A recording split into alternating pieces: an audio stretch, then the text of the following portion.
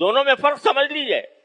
ایک کسی کا عیب بیان کرنا ہے اس کی اصلاح کی خاطر، محبت سے، خیر خواہی کے لیے، وہ ثواب ہے، واجب ہے، فرض ہے.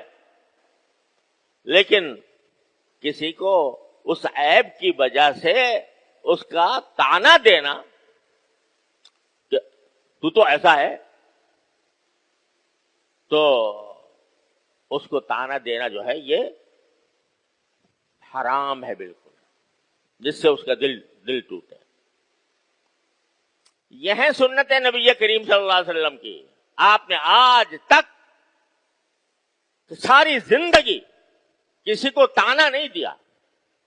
اگر کسی کے اندر کوئی خرابی ہے تو اس خرابی کو بتا دیا. بلکہ عام عادت یہ تھی نبی کریم صلی اللہ علیہ وسلم کی، حدیث میں آتا ہے کہ جب کسی شخص کو کوئی برا کام کرتے دیکھتے یا ناگوار کوئی بات دیکھتے تو بجائے اس کے کہ اس کو براہ راست مخاطب کریں کہ بھئی تمہارے اندر یہ خرابی ہے، عام طور سے جب آپ بیان فرما رہے ہوتے تھے، خطبہ دیتے تھے، عمومی ہدایات دے رہے ہوتے تھے، تو یہ الفاظ استعمال کرتے بھئی ایسے لوگوں کا کیا حال ہے جو ایسا کرتے ہیں، ما بال اقوال اقوام یفعلون کذا.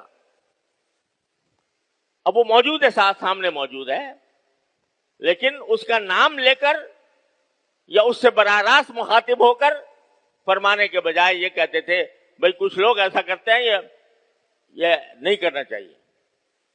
اب جو آدمی پتا ہے بیٹھا ہے، اس نے سن لیا کہ نبی کریم صلی اللہ علیہ وسلم نے اس کام کو منع کیا ہے، اصلاح ہو گئی اس کی.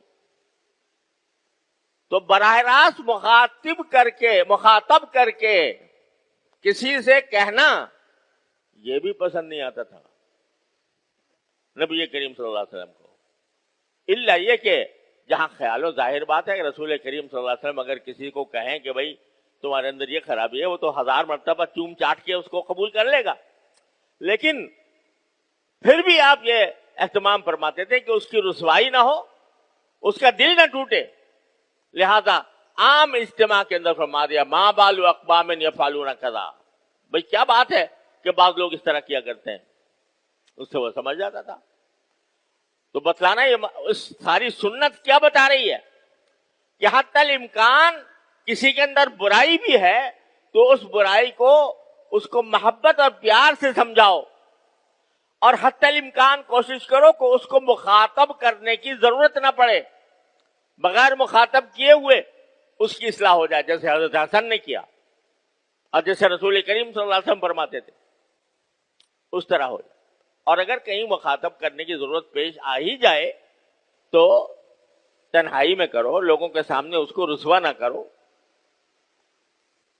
ہم نے دیکھا ہے بکثرت مسجدوں میں یہ منظر کہ اگر کسی شخص نے نادانی میں کوئی غلط کام کر لیا، نماز میں غلطی کر لی، تو لوگ ڈانٹنا شروع کر دیتے ہیں، اس کو ڈانٹنا شروع کر دیتے ہیں اور اس کو بدنام کرتے ہیں، رسوا کرتے ہیں لوگوں کے سامنے.